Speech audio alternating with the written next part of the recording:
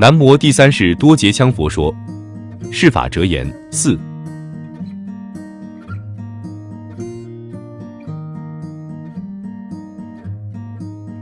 社会所含能力，物轻言无所惧也。社会乃多元化汇融事也。能力4，无量微尘之居，其一耳。救祸之能力犹为单一，纵展群际，各具其长，而居多于不敌他能之父，投之社会，微不可言耳。故称己能，乃交尺图耳。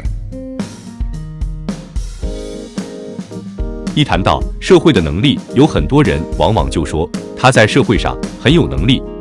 当然，不能否认人人都有自己的能力，但是要谈社会能力2字统摄社会，这就是一种错误的说法，切不可轻易地称自己于社会有能力。社会是由许多方方面面融汇而成的，它包括农、妇、工、商、科研、军事等等各行各业，乃至于含涉自然科学、人文科学。即使仅在科技一方面，又是千变万化，各具其长。你能懂这样，却不懂那样；能懂那样，又不懂这样。所以说，一个人在社会当中是微不足道的，连大海中的一滴水都不如。一个人的能力最多只占得社会的微不足道的一微尘因子，即微小的一部分，就好如一粒灰尘那样。我们展眼一看，整个社会可以说是各具其长。